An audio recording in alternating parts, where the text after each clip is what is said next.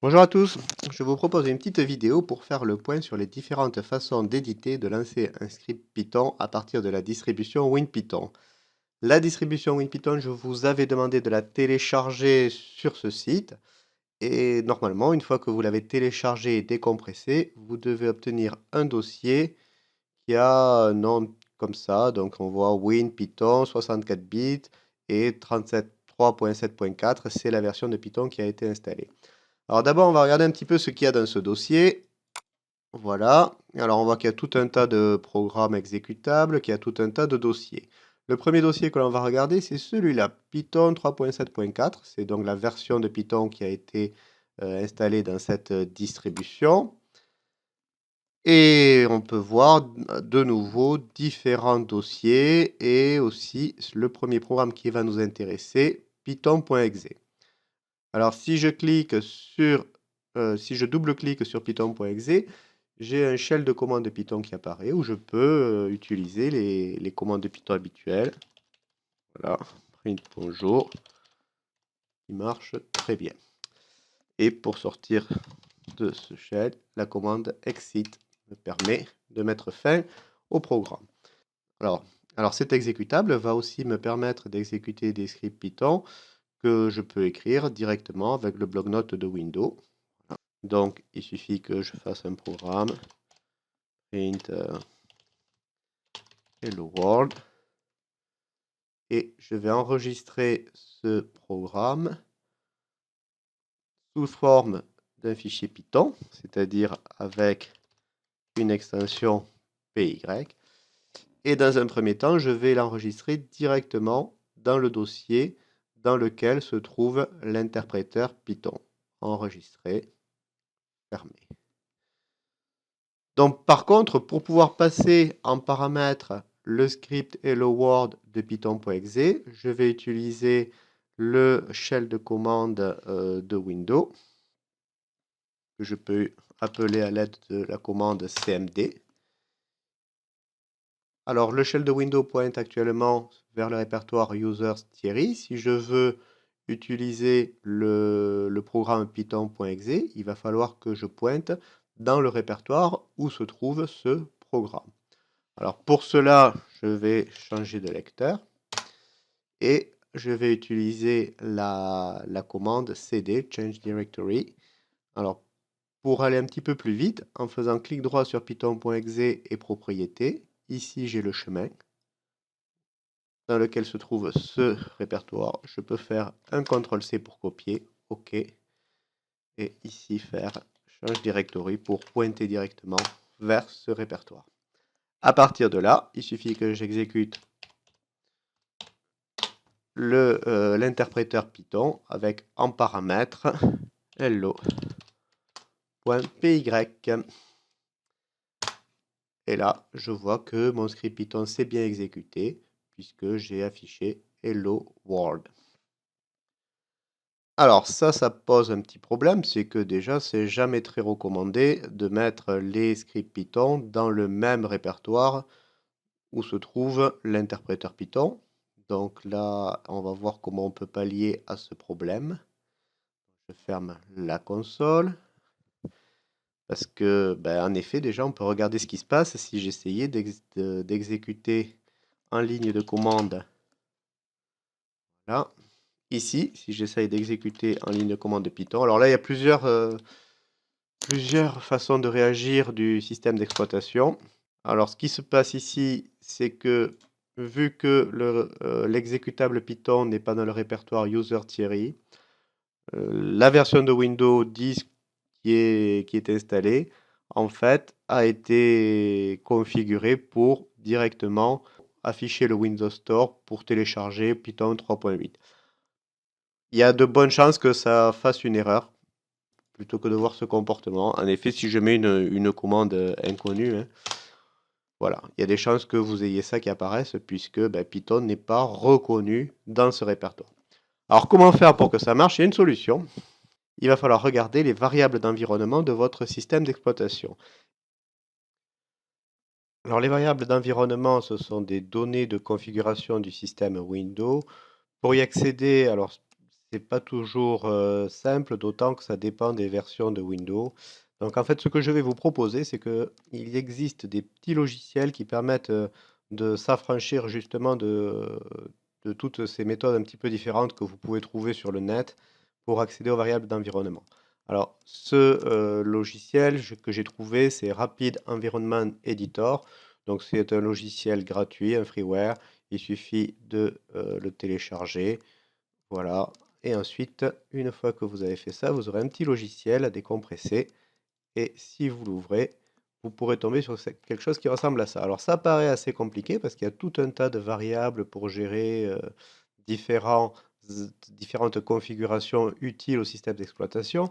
Celle qui va nous intéresser, c'est celle-là, path. Alors, en fait, cette variable va indiquer au système d'exploitation les dossiers de recherche des fichiers exécutables, en plus du répertoire courant. Alors, si on développe cette variable, hop, on peut voir tout un tas de dossiers qui sont des dossiers où le système, par défaut, va essayer d'aller voir s'il y a des fichiers exécutables pour lancer une commande. On voit qu'il n'y a pas le dossier qui contient l'interpréteur Python. Pour ça, on peut le rajouter. Il suffit de faire un clic droit, additionner, ajouter une valeur et on veut ajouter un répertoire. Ce répertoire, c'est celui qui contient l'interpréteur Python. Voilà, celui-là même. OK. Et une fois que c'est fait, fichier, sauver, fichier, sortir. Donc à partir de maintenant, si je réessaye de faire marcher mon interpréteur Python, voyons ce qui va se passer. Alors que je ne pointe pas vers le dossier où se trouve l'interpréteur Python, j'ai malgré tout l'interpréteur qui lance le shell Python. Alors on va regarder maintenant les autres outils qui sont à notre disposition dans la distribution WinPython. Pour ça, on va revenir au répertoire de départ, au dossier de départ, et on peut voir qu'il y a plusieurs outils. Alors le premier qu'on peut regarder, c'est IDLE. IDLE, c'est un environnement de développement intégré très simple et très rudimentaire. Par contre, il a l'avantage d'être fourni avec n'importe quelle installation de Python et parfois il peut en suffire amplement à faire le travail voulu. Alors si on l'ouvre, on tombe sur un shell Python, un shell très classique, hein. Il suffit de passer les commandes en ligne et on obtient leur exécution. Et aussi, on a intégré à IDLE un petit éditeur de texte que l'on fait en faisant new file. Voilà. Et si j'écris un programme, alors on peut repérer une des premières caractéristiques des IDE, c'est qu'en général, il y a une coloration syntaxique, c'est-à-dire que l'instruction print a été reconnue par l'IDE comme étant une instruction du langage Python. Elle n'est pas de la même couleur que la chaîne de caractères bonjour. Alors ça aide bien pour éviter certaines erreurs syntaxiques, mais aussi pour s'y repérer un petit peu mieux dans le code. Alors pour l'exécuter, tout simplement la commande run et voilà, run module qui m'indique que la source doit être sauvegardée. OK. On va tout simplement la sauvegarder sur le bureau et sous le nom test idle, enregistré. Et voilà, on a l'exécution dans le shell Python. Donc, je ne vais pas trop détailler le fonctionnement de cette IDE qui reste très rudimentaire. Je vais plutôt m'intéresser à celle que je vous ai conseillé d'utiliser, à savoir Pizzo. Alors, Pizzo pour Python. Alors, Pizzo pour Python, vous l'avez certainement déjà utilisé, mais on va essayer un petit peu de rentrer dans le détail des menus pour se familiariser avec cet éditeur. Alors, première chose qu'on remarque ici, on a la fenêtre d'édition de code. On voit plusieurs choses. Alors, ici, déjà, on a une coloration syntaxique. On voit aussi qu'il y a la numérotation des lignes. Ici, on voit qu'il y a des repères visuels pour l'indentation. D'accord. Et on peut voir aussi une ligne ici qui nous spécifie le nombre de caractères au-delà duquel la lecture peut être difficile sur certains écrans. Donc tout ça, on va pouvoir le configurer. Et ici, on a plusieurs fenêtres, on y reviendra après. Alors si on regarde menu par menu, menu fichier, très classique. Alors on va passer vite, nouveau, ouvrir, enregistrer, enregistrer sous. Tout enregistrer, c'est pour enregistrer tous les scripts qui sont ouverts, puisque là on peut ouvrir plusieurs scripts simultanément. Voilà, là j'ai 2 scripts simultanés. Je peux passer de l'un à l'autre en cliquant sur l'onglet du titre. Fermer, tout fermer. Exporter au format PDF, ça peut être utile puisque ça vous permet de faire un document PDF du script affiché à l'écran. Voilà. Indentation, ça vous permet de configurer votre indentation. En Python, en général, on utilise des espaces, on utilise des indentations de 4 espaces. Analyse syntaxique, on va la laisser sur Python. On voit que Pizzo peut faire une coloration syntaxique et une reconnaissance des instructions sur d'autres langages, hein, notamment le C. Fin de ligne, alors ça c'est un petit peu particulier. On voit qu'il y a CRLF. Alors CR c'est Carriage Return. En fait c'est retour à la ligne, retour chariot, pardon. Et LF c'est Line Feed. Line Feed c'est un saut de ligne. Donc en fait ça veut dire quoi? Ça veut dire tout simplement que à la fin de chaque ligne, l'éditeur va placer 2 caractères ASCII. Un caractère ASCII pour le retour chariot. Alors le retour chariot, alors c'est un petit peu historique, ça c'est par rapport aux machines à écrire mécaniques, hein. Un retour chariot, c'était le mécanisme qui faisait que la tête d'impression revenait au début de la ligne. Et le saut de ligne, c'était le mécanisme qui faisait que la tête d'impression passait à la ligne suivante. Donc en effet, pour changer de ligne, normalement, il faut faire un retour chariot et un saut de ligne. Donc du coup, il y a 2 caractères ASCII, 2 caractères spéciaux qui vont être insérés et que l'on ne voit pas à l'écran, mais qui vont être insérés dans le document texte pour spécifier le passage à la ligne suivante. Alors on peut voir qu'on peut mettre qu'un seul caractère, soit le caractère retour chariot, soit le caractère saut à la ligne.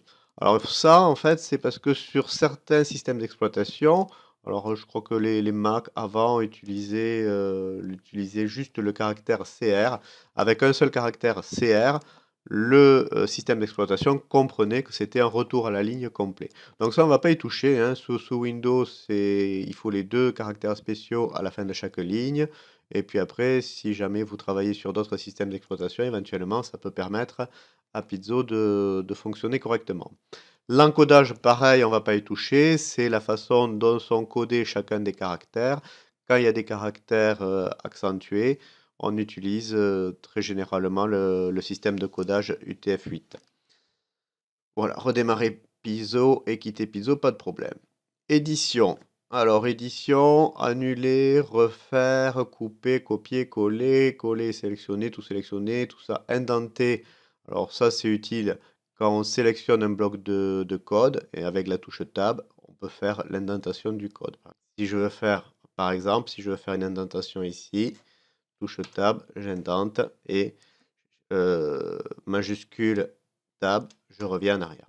Donc voilà, édition, tout ça, pas de problème. Bon alors, justifier les commentaires docstring, ça permet de changer la représentation des docstrings. Les docstrings, ce sont ces commentaires-là qu'on peut voir après la définition d'une fonction. L'édition, voilà. Donc aller à la ligne, dupliquer la ligne, effacer là où les lignes, tout ça, ça se comprend assez simplement. Changer la casse, c'est le passage de majuscule en minuscule. Ajouter, enlever un point d'arrêt, on verra ça après. Alors, ça, c'est un menu qui est assez important dans les IDE. C'est le menu rechercher, remplacer. Il arrive très souvent qu'on ait besoin de rechercher, de remplacer des noms de variables par d'autres. Donc, ils peuvent être plus ou moins évolués, ces menus. Donc, si je clique ici, j'ai un petit menu qui apparaît. Et celui de Pizzo est assez simple, mais il permet malgré tout de travailler correctement. Donc, bon. Donc voilà, là, ce sont les différentes options que l'on avait directement au bas de la fenêtre. Alors, l'affichage. Aller dans le shell. Alors le shell, c'est l'interpréteur Python, et c'est là aussi où vont être exécutés nos programmes. D'accord? Aller dans l'éditeur, aller dans le shell, donc on peut se déplacer directement de là à là, ça n'a pas trop d'intérêt de figurer dans un menu. Aller au fichier précédent, afficher les espaces. Donc là, on peut voir que si on n'arrive pas bien à visualiser les espaces sur certaines parties du code, on peut les faire afficher. Afficher les fins de ligne aussi. Alors ça, c'est utile si les lignes ne tiennent pas sur une seule ligne du fait de la disposition des fenêtres. Voilà. Affichage, les guides d'indentation. Alors les espaces, on enlève. Les fins de ligne, on enlève. Les guides d'indentation, moi j'aime bien les laisser, sinon la disposition du code est comme ça. Couper les lignes trop longues, mettre en évidence la ligne courante, tout ça, ça se comprend. Surligner les crochets. Alors, les cellules, ça c'est un petit peu particulier. On y reviendra tout à l'heure, d'accord? C'est propre à certaines IDE qui s'inspirent de langages comme MATLAB. Ça permet de découper son code en différentes parties. Ça c'est pareil, ça revient au même. Emplacement de l'indicateur de ligne trop longue, c'est la barre qui est à l'écran. Voilà. Police de caractère, on peut changer la police de caractère, ça n'a pas trop d'intérêt, la première est très bien. Zoom, dézoom, et on peut changer un petit peu le thème d'apparence des fenêtres, c'est très léger tout ça comme modification. Paramètres, indentation automatique. Alors, l'indentation automatique, c'est quand l'éditeur reconnaît qu'il va y avoir un bloc, parce qu'il y a 2 points, au lieu de revenir à la ligne, il va directement passer à une indentation de 4 caractères, comme elle a été définie dans le menu fichier. Paramètres encore, activer les bulles d'aide, c'est les petites bulles qu'on voit, on peut les supprimer. Complétion. Alors la complétion, c'est le fait que le programme propose en avance le nom d'une instruction ou le nom d'une fonction qui a déjà été définie dans le code. Alors c'est assez pratique, c'est une caractéristique essentielle d'un IDE. Par exemple, si si je veux utiliser la fonction rendu glouton, dès que je vais mettre RE, il va me proposer plusieurs possibilités, des noms de fonctions que j'ai définies, mais aussi des instructions de Python qui commencent par RE. Pour la sélectionner, j'utilise la touche Tab et ça s'écrit de suite. Voilà. Alors, par la suite, une fois que ça a été sélectionné, il me spécifie aussi les différents paramètres qu'il va y avoir ici, SP et A. Donc, voilà, suivant l'IDE, ça marche plus ou moins bien, ça reconnaît plus ou moins de choses. C'est-à-dire que ça peut reconnaître les fonctions qui ont été importées ou ça ne reconnaît que celles du fichier. Mais c'est une caractéristique bien utile. Alors là, vous pouvez la configurer, hein. Donc mettre des bulles, changer, valider la proposition avec telle ou telle touche. Donc voilà, refermer les parenthèses, refermer les guillemets. Donc tout ça, c'est à essayer pour savoir ce qui vous va le mieux. Éditer les raccourcis, ce sont les raccourcis clavier. Parfois, ça permet de découvrir des fonctions qu'on avait ratées. Éditer les styles de code, ça permet de changer la coloration. Sélectionner la langue, ben, j'ai pris français. Les paramètres avancés, alors là, ils sont un petit peu compliqués. Mais par contre, il y a juste cette option-là qui est pas mal. Si jamais vous avez un peu tout pourri, avec Factory Default, ben, on revient au réglage de départ. Voilà. Ensuite, on va regarder, après les paramètres, on va regarder les outils. Alors les outils, ce sont toutes ces fenêtres en fait qui sont affichées, hein. Donc si j'enlève tout, les outils, voilà. Je me retrouve dans cette configuration qui est pas mal, puisque j'ai juste le code et le shell, et c'est quand même l'essentiel pour pouvoir exécuter un programme. Alors, qu'est-ce que j'ai comme autre outil? Alors d'utile, j'en ai quand même quelques-uns qui peuvent m'aider. Alors, pour moi, celui-là, je ne l'ai pas trouvé très utile, hein. Ça permet d'avoir un navigateur de fichiers directement intégré pour pouvoir ouvrir des fichiers. Donc ça peut être sympa, ou alors, bon, moi je m'en sers pas trop, donc en général, je ne le mets pas. L'historique non plus, c'est les différents programmes que l'on a utilisés qui sont enregistrés. Ça aussi, ça ne me sert en général pas. L'aide interactive, alors, permet d'avoir par exemple des aides sur les fonctions de Python. Si je tape print, j'ai une petite aide, elle s'affiche, elle est en anglais. Donc du coup, bah, vu que l'aide de Python, elle a été traduite en français sur Internet, en général, je ne m'en sers pas non plus. Je préfère garder de la place. Mais ça, c'est vous qui voyez. Logger, alors ça en général, on s'en sert pas trop à moins de chercher des problèmes de fonctionnement. C'est une communication de ce qui se passe entre le shell et le noyau de Python. Donc c'est assez compliqué, c'est vraiment, ça nous sera pas trop utile. Structure du programme. Alors ça peut être plus intéressant.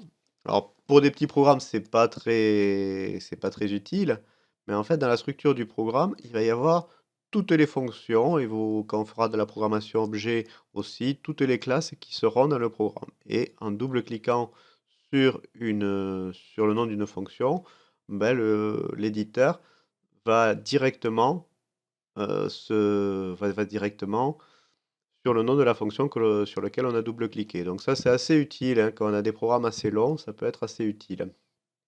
Donc ça, on peut éventuellement le laisser pour les programmes assez longs.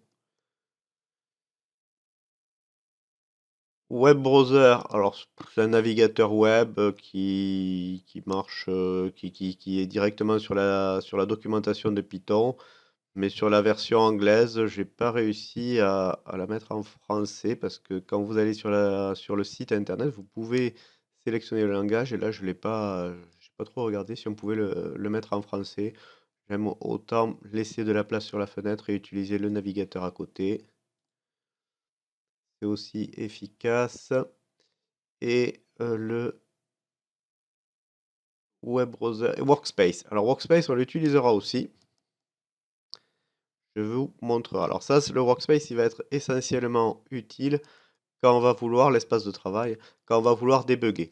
Dans cet espace de travail, on va pouvoir suivre l'évolution, c'est-à-dire en fait les valeurs qui sont enregistrées dans les différentes variables. Donc pour le moment, on va laisser ça. Donc voilà en fait tout ce qu'on a un petit peu comme outil à disposition. Et on va regarder exécuter. Donc dans exécuter, il y a plusieurs choses. Démarrer le script. Voilà. Et démarrer le script principal. Alors, c'est quoi le script principal? Alors, le script principal, en fait, ça peut être utile quand vous avez tout un tas de scripts qui sont ouverts, et il y a un des scripts, en fait, c'est toujours le même que vous voulez exécuter. Les autres, par exemple, ce sont des fonctions qui sont importées dans votre script principal.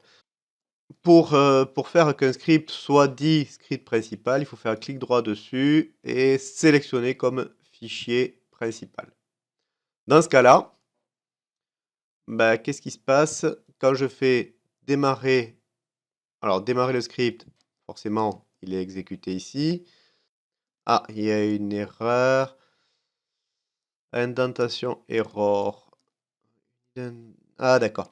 Oui, d'accord. Donc tout à l'heure, hop, j'ai dû jouer avec l'indentation de la docstring, et du coup, il trouve que c'est pas cohérent, que les 3 guillemets ne sont pas au même niveau d'indentation que le R. Alors on va revenir en arrière, voilà, et ça devrait marcher. J'espère. Démarrer le script. Voilà. D'accord. Pourquoi il met known? Ah, oui, il manque quelque chose. Donc, oui. Là, return, en effet, je vois qu'il n'y a rien après return. Alors, est-ce que je l'ai effacé? Bah, c'était quoi qui devait être retourné? Ça devait être D. Voilà. Démarrer le script. C'est bon. On retrouve bien les résultats attendus pour l'algorithme du rendu glotton. Alors maintenant, si je prends ici, que je fais un autre script, On va le faire beaucoup plus rapide. Voilà. Si je fais démarrer le script principal, ben, c'est toujours un duc Clouton qui démarre. Tandis que si je fais démarrer le script, déjà il me demande de l'enregistrer. Ok, donc là, pas de souci, on l'enregistre. Fichier, enregistrer sous. Test piezo.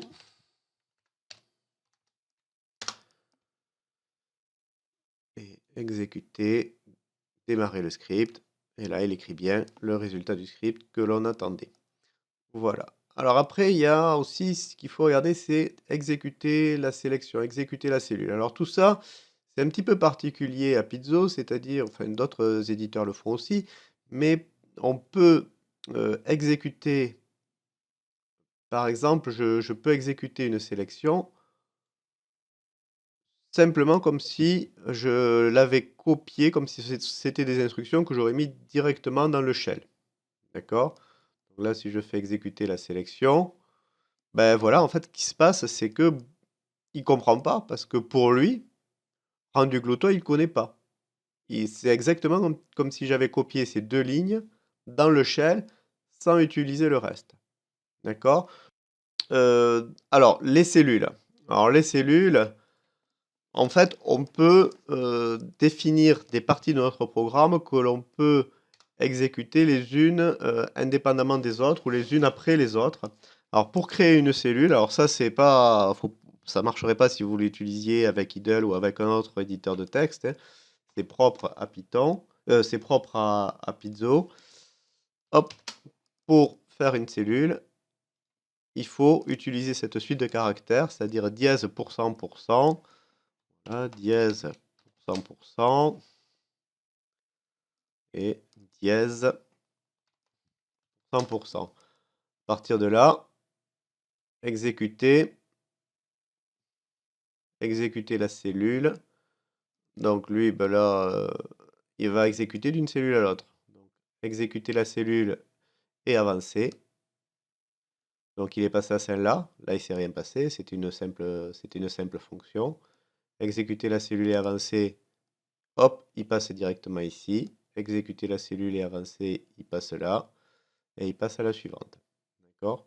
Donc là, on a pu découper l'exécution de notre programme en plusieurs parties. Bon, ça ne nous sera pas tant que ça utile. Mais voilà ce que ça veut dire. Alors cette indication, changer le répertoire courant lors de l'exécution d'un fichier.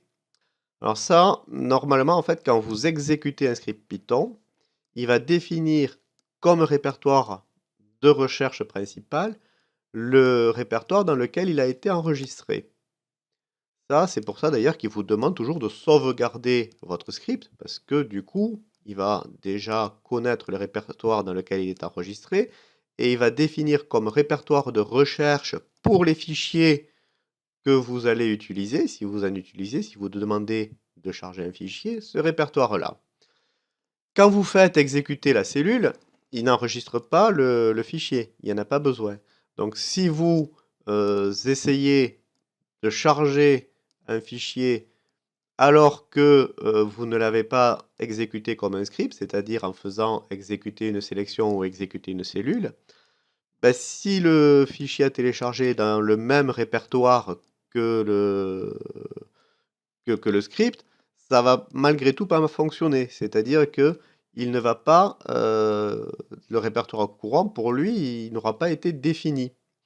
Donc du coup, il va vous dire qu'il ne trouve pas le fichier. Et en fait, ce qu'il faut faire dans ce cas-là, c'est d'utiliser des noms de chemin absolus, c'est-à-dire mettre le nom du répertoire en entier, C, de points, etc., etc. Mais en général, c'est pas très pratique. On utilise toujours des chemins relatifs, c'est-à-dire par rapport au répertoire dans lequel a été enregistré le fichier. Alors cette option va permettre, en fait, de pallier à ce défaut pour que pour aller chercher le fichier, pour pouvoir utiliser des répertoires avec un chemin relatif. Dans l'ensemble, pour faire simple, hein, le mieux c'est d'utiliser démarrer le script. Dans ce cas-là, vous ne devriez pas avoir ce problème de chemin relatif et de chemin absolu. Donc voilà pour ce menu. Alors, si on va regarder quelque chose, c'est que on va essayer de voir comment cette IDE nous permet de débugger. Alors là, hop, on va diminuer ça. On va même fermer cette fenêtre qui ne va pas nous servir ici. Et on va regarder Workspace. Alors là, sur le côté, vous voyez que si je place le curseur, il prend la forme d'un petit rond. Alors ce petit rond, si je le mets sur une instruction et que je fais exécuter, hop, vous voyez que l'exécution s'arrête à ce niveau-là. Ce petit rond, on l'appelle un point d'arrêt. Et à partir de là, j'ai des commandes ici. Alors notamment, j'ai débugage pas à pas principal. Et débugage pas à pas entrant et débugage pas à pas sortant. Et débugage exécuté jusqu'au prochain point d'arrêt. Alors si je fais un pas à pas, hop, à chaque ligne, le système va s'arrêter. D'accord? Et pour passer à la suivante. Voilà. Alors là, vous voyez que, par contre, je ne suis pas rentré dans la fonction, dans le détail de la fonction. Il est passé à la ligne suivante. Pour rentrer dans le détail des fonctions, il faut que je fasse un débugage pas à pas entrant. Donc là, il n'y a pas besoin de rentrer à la fonction, il ne rentre pas. Mais maintenant, hop, il me montre bien qu'il va à rendu glouton. Et à partir de là, vous voyez que je vais avoir les variables que je vais pouvoir suivre. C'est-à-dire que là, je vois bien que A a pris la valeur 50 normalement. Non, pardon. Ah oui, c'était sur le deuxième appel. A a pris la valeur 20, P a pris la valeur 14, et S, il me dit que c'est un tuple qui contient 4 éléments. C'est donc ce tuple-là, moi j'arrive à reconnaître que c'est ce tuple-là. Si je continue, je vais petit à petit voir l'évolution de mes variables. D'accord? Voilà. Alors, au bout d'un moment, j'en ai marre. Je vais faire un pas à pas sortant, c'est-à-dire que ça va directement aller à la sortie de ma fonction. Et je vais pouvoir continuer l'exécution du programme comme ça. Voilà. D'accord? Avec l'affichage du résultat. Donc ça, c'est un débugage qui est c'est un débugage assez simple, mais qui va nous permettre déjà, un petit peu comme Python Tutor, de suivre l'évolution des variables et parfois de pouvoir trouver les problèmes. C'est beaucoup plus facile que d'écrire des print R, print, etc. On suit l'évolution du programme au fur et à mesure. Alors on peut aussi placer plusieurs points d'arrêt et naviguer d'un point à l'autre avec cette petite flèche. Il y a des problèmes. Si vous définissez un point d'arrêt où il n'y a pas d'instruction, en fait, ce point d'arrêt n'est pas tenu en compte. On pourrait se dire, il va s'arrêter entre les deux. Là, non, il faut définir un point d'arrêt là où il y a une instruction, sinon il n'est pas tenu en compte. Pareil, si vous définissez là où il y a de la documentation, c'est comme s'il n'y était pas. Donc ça, c'est pas super clair. J'ai à peu près fait le tour. Alors le shell, voilà, dans le shell, en fait, vous voyez qu'il y a à peu près les mêmes commandes que ce qu'on peut retrouver ici, hein. Donc vous pouvez effacer l'écran du shell, donc voilà. D'accord? Donc j'ai fait à peu près le tour sur cette IDE. Alors, il reste très simple, il lui manque beaucoup de fonctions, mais du coup, je pense qu'on a fait à peu près le tour des commandes et on peut le maîtriser, ce qui est très important. Et malgré tout, je pense que pour cette année, l'année prochaine, et pour travailler rapidement, il est malgré tout pas mal. D'accord? Donc, on va quand même survoler d'autres solutions et voyons ce qui existe comme IDE. Voilà pour Pizzo. Alors, je le ferme. Hop. Alors, vous avez aussi Spider. Alors, Spider, déjà, quand j'ai essayé de le lancer, ça a pris très longtemps. Et j'ai regardé un petit peu sur Internet. Au lycée aussi, ça prenait vraiment très longtemps. Et d'abord, se faire un Spider Reset, ça arrange bien le problème. Alors, je sais pas exactement ce qu'il fait d'un Spider Reset. J'imagine qu'il va peut-être nettoyer des variables. Mais en tout cas, ça accélère énormément le chargement de Spider. Alors au lycée, ça marche pas, parce que je pense qu'une Spider Reset ne peut pas accéder au contenu du disque dur, donc en fait, il ne peut pas faire en fait une remise, euh, une remise à zéro de Spider. Alors Spider, on peut le regarder, hein. Alors une fois qu'on connaît un IDE, en général, on prend quand même assez rapidement des repères, hein, puisqu'ils fonctionnent un petit peu tous pareil, avec plus ou moins d'options disponibles. Et bon, honnêtement, j'ai pas trop regardé dans le détail, hein, j'ai survolé les options et il m'a pas semblé qu'il y avait vraiment des possibilités qui étaient vraiment décisives pour utiliser Spider plutôt que Pizzo, d'autant qu'il me semble être très long à lancer. Et bon, voilà. Donc après, peut-être que s'il y en a qui l'utilisent, ils pourront me dire s'ils ont vu des avantages à l'utiliser, hein.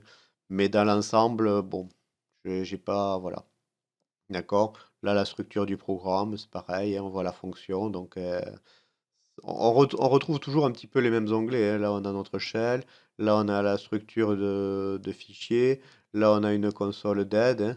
Donc, voilà, si on veut, voilà. Alors, le profiler, ça c'est peut-être intéressant, ça n'y est pas dans Pizzo. C'est pour, ça permet, alors je sais pas comment il fonctionne ici, j'ai pas regardé. Ça permet de savoir combien de temps prend l'exécution d'un bout de code. Donc en fait, ça nous permet d'optimiser le code. Mais bon, on n'est pas encore à faire ça. L'explorateur de fichiers, pareil. L'explorateur de variables, ben, c'était l'équivalent du workspace de Pizzo. Et donc là, voilà, on a notre console et on peut enlever la structure du programme. Et là, on retombe sur quelque chose qui est assez classique. D'accord, donc bon, je ne vais pas vous en dire plus que ça, puisque bah, j'ai pas fait beaucoup de recherches sur cet éditeur, si ce n'est qu'il n'a pas des caractéristiques essentielles qui manquent à Pizzo. Voilà pour Spider. Donc à vous de faire votre choix. Alors après, qu'est-ce qu'on a encore dans ce répertoire? Alors on a quelque chose d'assez particulier et qui peut être intéressant, hein. Donc, alors, les Jupyter Notebook. Alors, Jupyter Notebook, c'est un petit peu comme un supershell Python directement intégré dans un navigateur web. Alors, si je le fais marcher,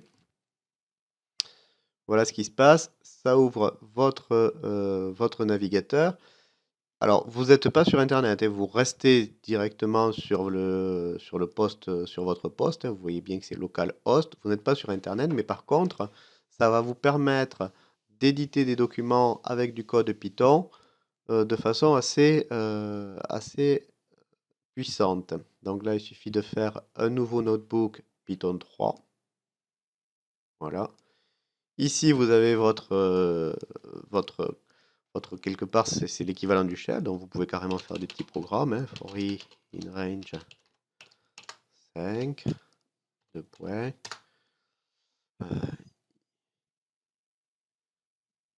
A est égal à i plus 5.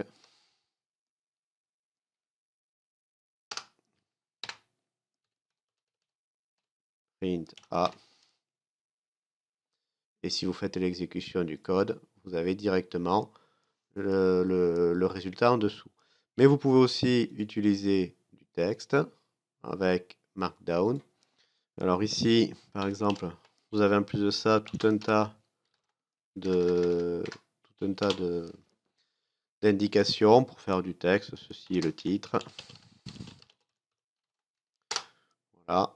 Donc si vous mettez une dièse, ça vous donne un niveau de titre. Si vous mettez deux dièses, ça fait un sous-titre. Donc il y a tout un tas de... Bon, après vous pouvez écrire normalement, hein. Voilà. Vous pouvez même mettre des... Alors, voilà, exécuter. Vous pouvez même mettre des équations mathématiques en utilisant la notation latex qui est bien connue des mathématiciens. Alors, par exemple, là, j'avais regardé un petit peu. Alors, vous avez... voilà. Ici, alors ça, c'est la documentation de Jupyter. Vous voyez, elle est directement sur Internet. Bah, voilà, par exemple, si vous mettez ça, hop, CTRL C, et vous le copiez ici. Alors faites attention, il faut le mettre en Markdown. Si vous le mettez en code, là, si je fais en code, vous voyez ce qui se passe. Hop, et je veux exécuter. Forcément, ça, ça me fait une erreur parce qu'il atteint un code Python. Il faut mettre en langage Markdown. Maintenant, si je le fais, vous voyez que exécuter, voilà, ça m'écrit l'équation qui correspond à cette définition en latex. Du coup, ça, on peut aussi les supprimer. Voilà. On peut insérer des images, on peut même mettre des bouts de programmes interactifs. Donc c'est très très puissant, hein. On peut mettre des graphiques Matplotlib. C'est peut être très utile pour faire un compte rendu, en général un compte rendu scientifique ou un compte rendu de programme, puisqu'on peut alterner texte, programme, exécution des programmes. Donc ça peut être assez puissant. Voilà. Notez aussi que, hop, ça peut se télécharger comme un fichier HTML, hein. Par contre, on perd l'interactivité, hein. C'est-à-dire que dans le fichier HTML, on ne pourra pas changer le code. Tandis qu'ici, hop, si je mets par exemple i est égal à i plus 6, je relance l'exécution, j'ai de nouveau mon code qui est changé. Donc c'est quand même très puissant. Au début, j'étais pas très convaincu, mais en l'utilisant, on peut faire des documents assez intéressants. Donc quand on en a l'utilisation, ma foi, pourquoi pas penser à cette option. Voilà. Hop, qu'est-ce qu'on a encore? On a presque fini notre tour d'horizon. Qt Designer.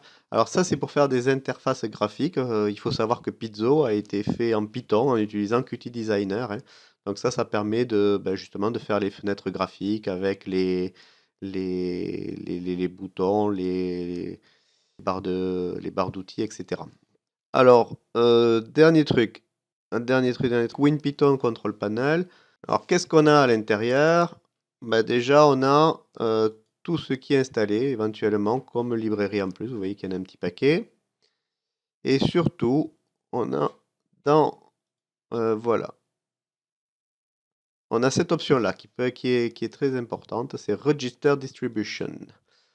Alors, il faut savoir que quand vous décompressez la distribution WinPython, finalement, vous n'installez rien par rapport aux données de votre système d'exploitation. C'est-à-dire que si vous l'effacez, votre système d'exploitation, il n'y a pas de désinstallation à faire, il suffit de l'effacer.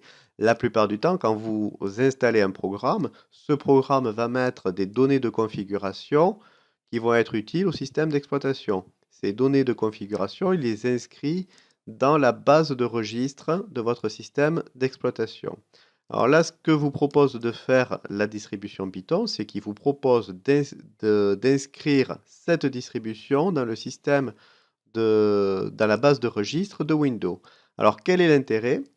Tout simplement, c'est que dans la base de registre de Windows, il sera écrit qu'il y a une version de Python qui est installée.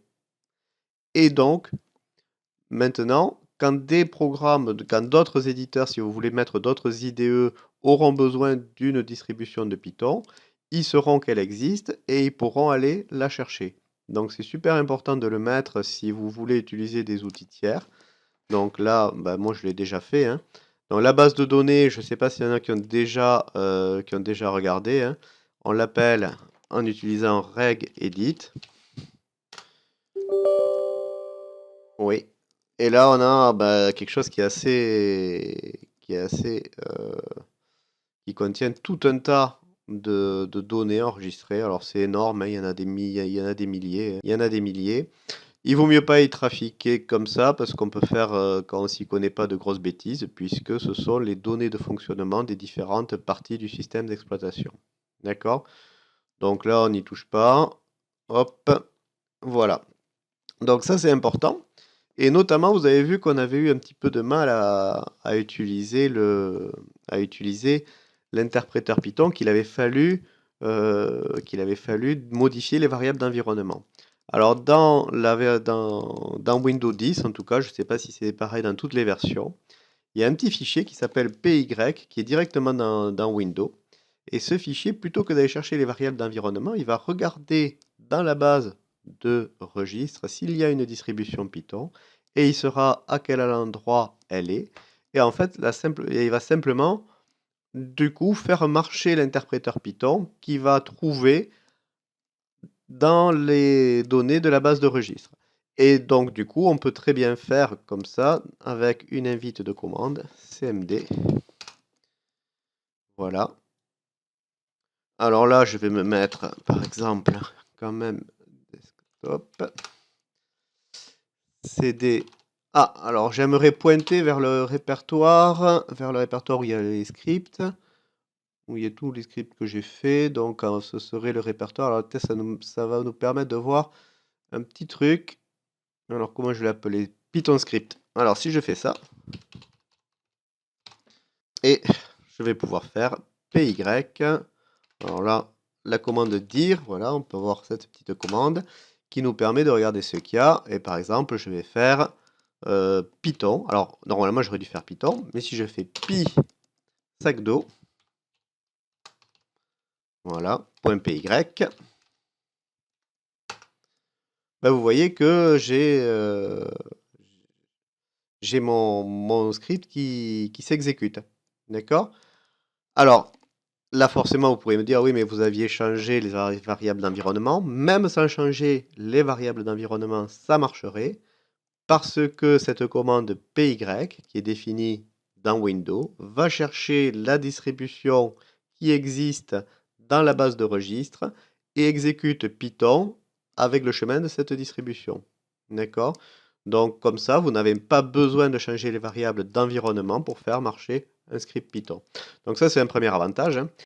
Alors, ça permet aussi d'utiliser d'autres éditeurs. Alors, ça va nous permettre de voir quelques fonctions qui manquent un petit peu à Spider et à Pizzo. Alors, d'autres IDE, par exemple, il y a Visual Studio Code qui a été fait par Microsoft et qui est entièrement gratuit. Alors, pourquoi je vous montre cet éditeur-là? Parce qu'il a quelques caractéristiques qu'ont souvent des IDE et qui ne sont pas présentes ni chez Pizzo ni chez Spider. Ici, par exemple, il y a le multicurseur. C'est-à-dire que si je clique, par exemple, ici, je maintiens la touche CTRL, je clique ici et ici, j'ai 3 curseurs qui apparaissent et je peux éditer les 3 endroits en même temps. Par exemple, ici, hop, je peux mettre mon système de monnaie.